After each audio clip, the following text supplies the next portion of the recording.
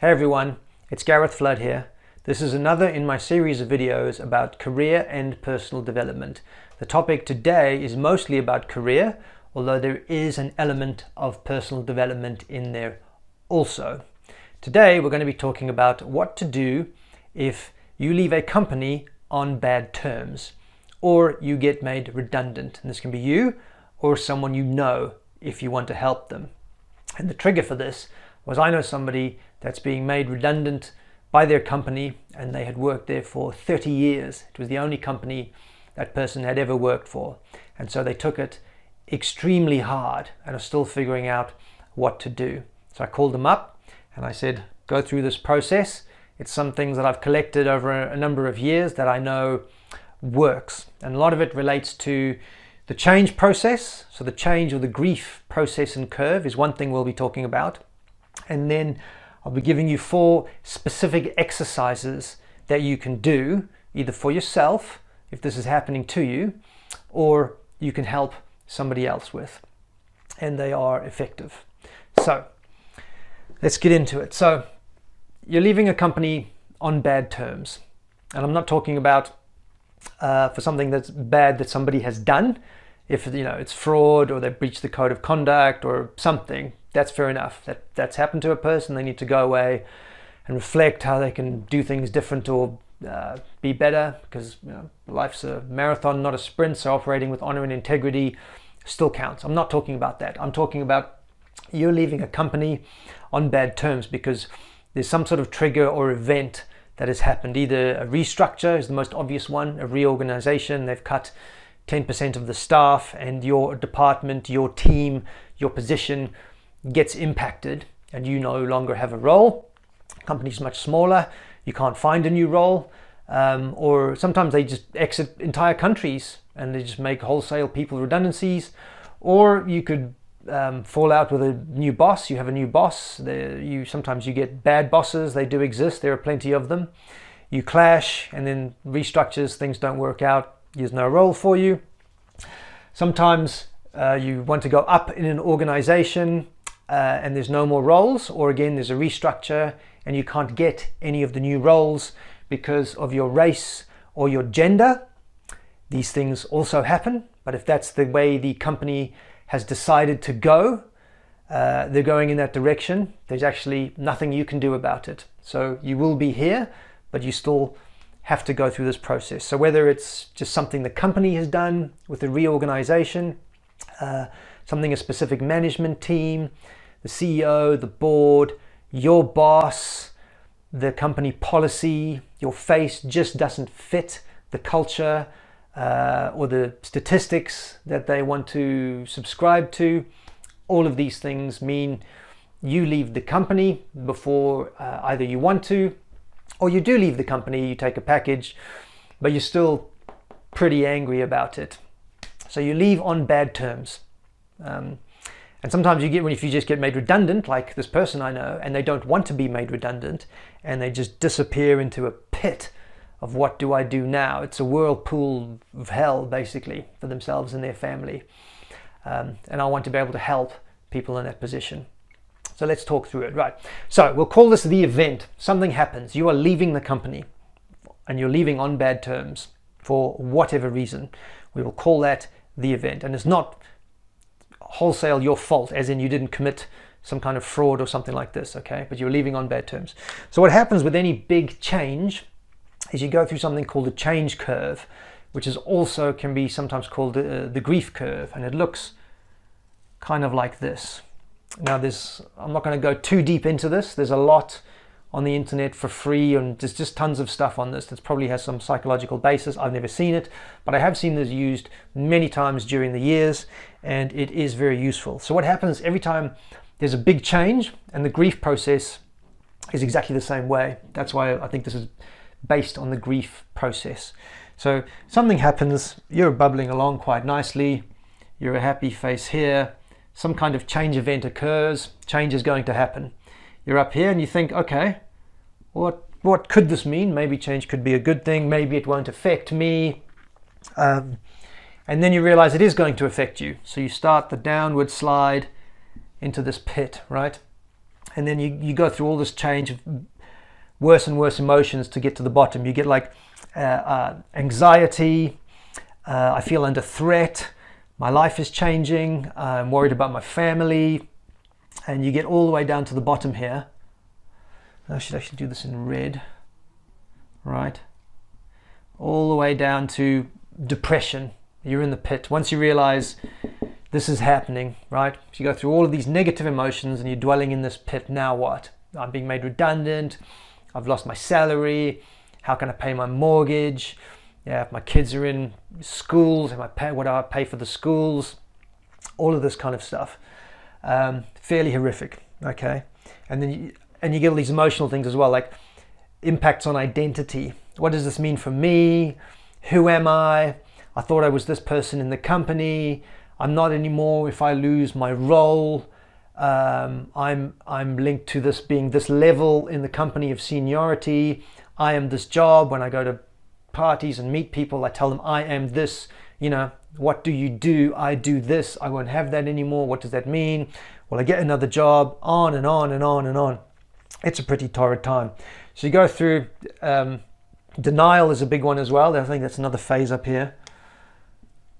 So denial, and you land all the way down into anxiety, hostility, disillusionment, all of these kind of things. And you can spend a long time down here. And this is also why I'm doing this video. You can spend years down here. I know somebody else that got made redundant in their 40s, and I still knew this person in their 60s and 70s. I don't think they ever got over it. They were still talking about what happened when they're 20 years ago. Oh, this was so unfair, and the company did this, and that guy was in a beep beep beep. They never got over it. So that's why this is very important. Okay, so if you do get over it, then eventually you kind of land up over here. You start to come out the other side, right? And you have what's called gradual acceptance. Okay, things are changing, the change has happened, I'm accepting of it. The burn lessens with time. And then you want to move forward, right? And you want to get to the other side to total acceptance and moving forward to a new possibility, a new life, right? There's positive, happy things here.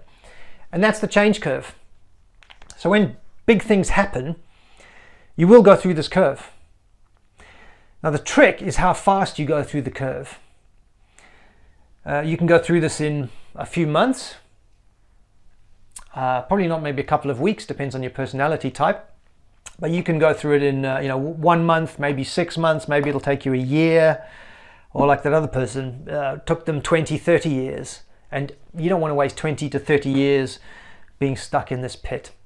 So that's a very useful reference. Like I said, there's tons on the internet on that. Just search grief curve or change curve, and there's a lot on that.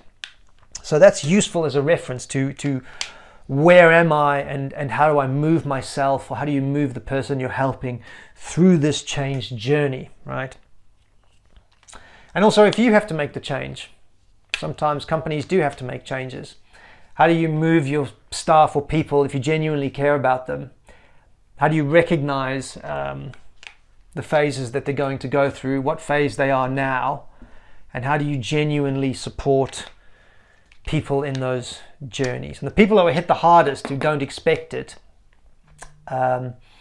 or it doesn't match up with what the company was actually saying. There's so many companies out there where it's all about the power of our people, and we the people, and people are our best asset, etc., etc.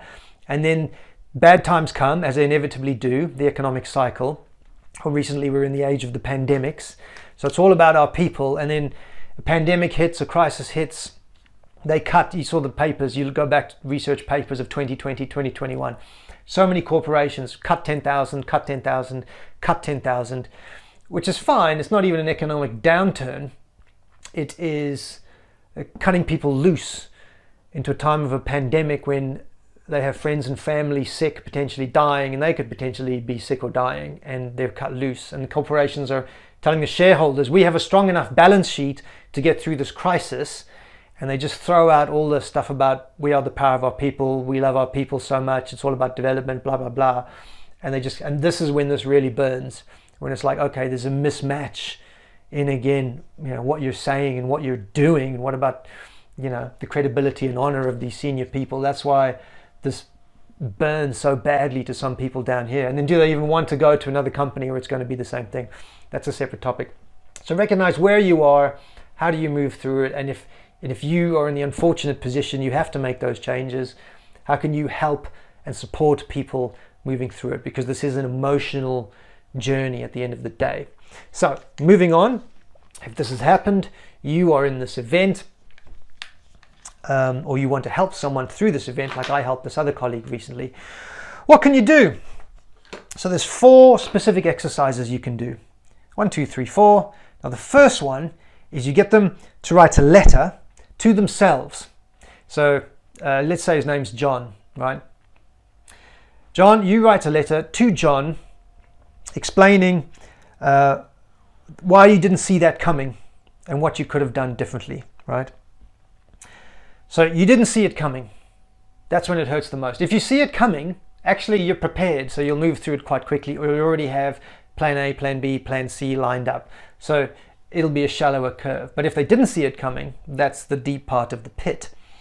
So get them to write a letter. You say you write a letter to yourself explaining why you didn't see this coming. That's exercise number 1. And you fold it and you put it away, right?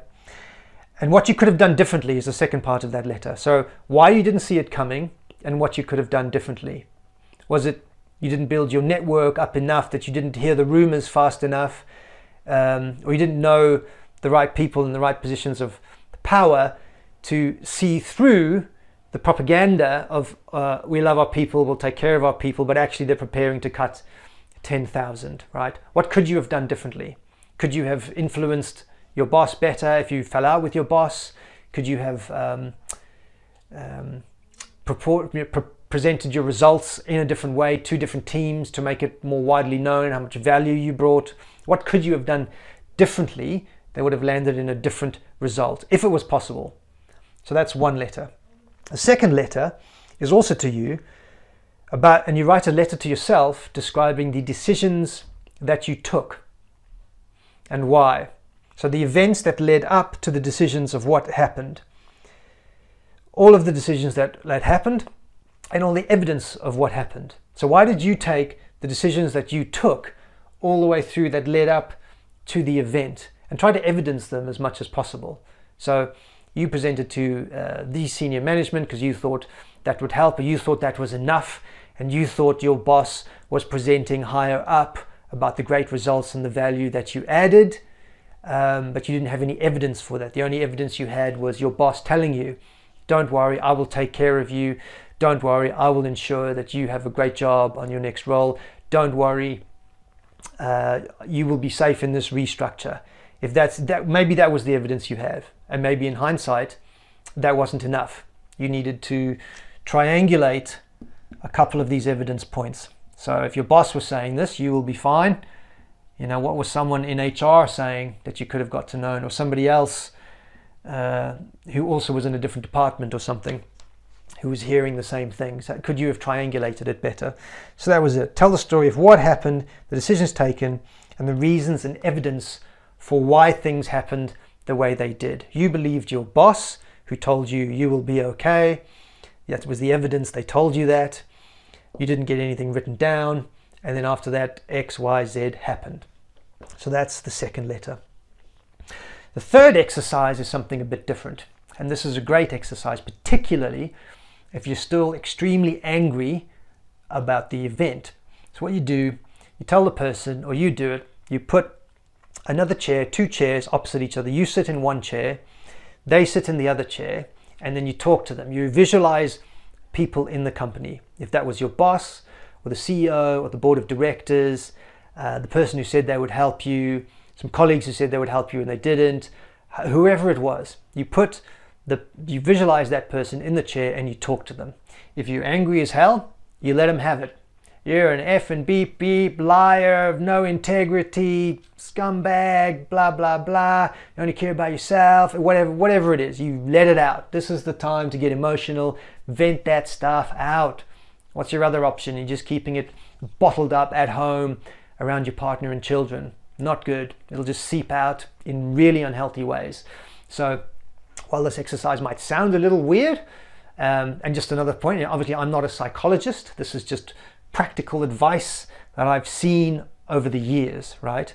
If you're really struggling, obviously get help. There's tons of help available, particularly mental health. This is super important. Your mental health is as important as your physical health, and most countries have charity mental health helplines, and if you don't believe it's that far required, there's still tons of apps on Android and Apple around meditation, cognitive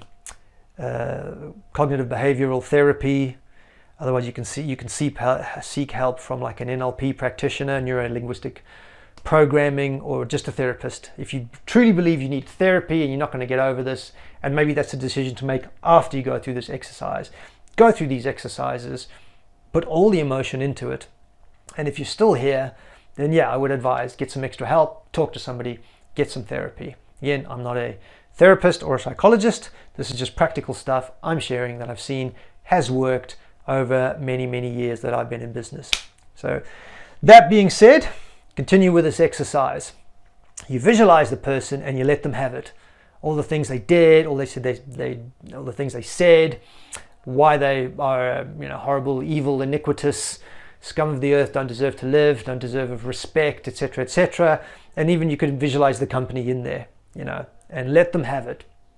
And ideally then walk it down, and it lands back to this. So now you know what I think. Let them have it. Talk to them. That's the third exercise.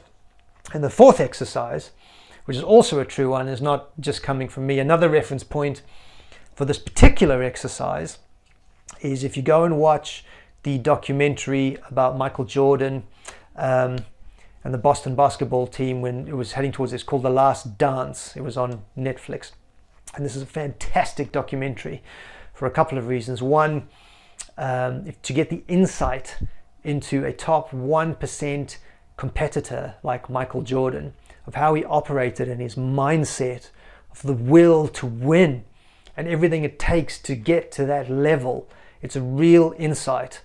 So watch it for that level, to see one of the true greats and geniuses of sport, but not just gifted physically and with talent. And the other insight from that documentary was, Jordan wasn't the most talented guy from the start. He was cut from his high school basketball team, but he doubled down and he grinded harder than anybody else. So he had enough talent plus hard work, and then the mentality and the mindset to be that 1% competitor. Incredible. The second thing was they actually did this exercise in that documentary. When the Chicago Bulls came to the end of that era and all the stars were leaving, Jordan, Pippen, they were all moving on or retiring, they actually did this exercise. You write a letter of everything you feel to the company, right? Everything you feel. And again, it can be as emotional as you want. Go deep. And that's what they did in that documentary. So they were writing the letter to the Chicago Bulls, to the management, just to everything they feel. So that you write a letter to the company. You can write everything you feel, where they're going wrong, in direction, in management, where that direction will take them, where you believe it will end up, whatever. You write a long letter of everything you feel to that company. Then you fold it up, you put it in an envelope, and then you effing burn it. You burn it. You start your barbecue or get a fire and you burn that letter, and you watch that letter burn. And I can't explain from a psychological perspective why that works, but I do know your mind doesn't really differentiate between visuals and things it tells itself in actual experience. This is why visualization is so powerful. Your mind doesn't differentiate a whole lot between that and reality. So watching the visual of all of those thoughts and emotions captured on that page and watching it burn somehow releases you and enables you to move on. It's cathartic. Okay, if you don't know what that word means, it comes from ancient Greek drama, catharsis. It's like the releasing of all the pent-up emotions that ultimately allows you to then move on. So you do those exercises, 1, 2, 3, 4, 2 letters, chair exercise, a third letter that you then burn, and that then takes you to a better place. Allows you to release all those emotions, and then you can start to see future possibilities. You can reset, you can start to reframe, you can start to reach conclusions like, okay, I get it, that happened to me, but maybe that happened to me for a reason. One of my favorite quotes is, life is happening for you, not to you. I've got that written down on my wall up here. So yeah, so that happened. These are the reasons it happened. Maybe, okay, you take the emotion out, it has happened, okay, and now you're here. But now you can reframe and start to look forward to the future, right? Well, what does that mean for me now? Who do I want to be? What do I want to do? Maybe this is a huge opportunity for me. I was sick of corporate anyway. I was sick of doing that job. I was sick of that company. I was stultifying. I was stale. I should have left 10 years ago. I was doing the same stuff now as I was 10 years ago in that company. It was boring, if I'm honest. All of these kind of things. So what do I want to do now? Do I want to take my life in a different direction? Do I want a different company? Do I want doing something completely different? Do I want to change my career choice? Do I want to reframe more around my family? Do I want more work-life balance? Do I want to go live in a different country? What do I want? And there you are. You can reset and set future plans. What's my ideal life? That's another exercise I would then do. What's my ideal life that I want? This is an opportunity to redesign my life from the ground up. What do I want my life to actually be? What do I want my life to be about? What do I want my life to look like? What does that look like for, my body, my relationships in my family? What's my time? What about spirituality? Things I've neglected, meditation even. And what do I want to do for business? How do I want to earn money? There are lots of different ways to earn money in this life. There are very rich or people who cover their costs doing all kinds of things. And there's new jobs all the time that didn't even exist when I started out. If you talked to me 20 years ago and you met somebody who was a social media manager, you wouldn't even know what you were talking about. So there's new opportunities all the time. Now's your opportunity to redesign your life and take it in a new direction where ultimately you might be happier. In fact, you probably will be. And then one day you will look back when you're in your bright new place, your better place here, and you will look back over here and you will say, thank you. That person will say, thank you. I'm in a better place, and this event happened for a reason, but what it did, it took me from that, which is how you were living, to that, and I'm ultimately in a better place. And all this is in perspective. It's so far in the rearview mirror. I think about it, it doesn't trigger emotions for you because you're in a better place, and it's just part of your history, part of your development. And there we go. So if you leave a company on bad terms or get made redundant against your will, or somebody that this has happened to, show them this video or talk them through these steps yourself. Again, it was quite simple. Number one, the change curve or the grief curve. And number two, these 4 exercises. 3 letters, the chair exercise. To get it all out, enable you to reframe, refocus, and take you to your new and brighter future. So that is that exercise. I sincerely hope that helps you or helps somebody that you know. If so, share it around, and I will be sharing more helpful stuff that I know works because I've seen it work over the years very soon. Thank you. Take care. Bye.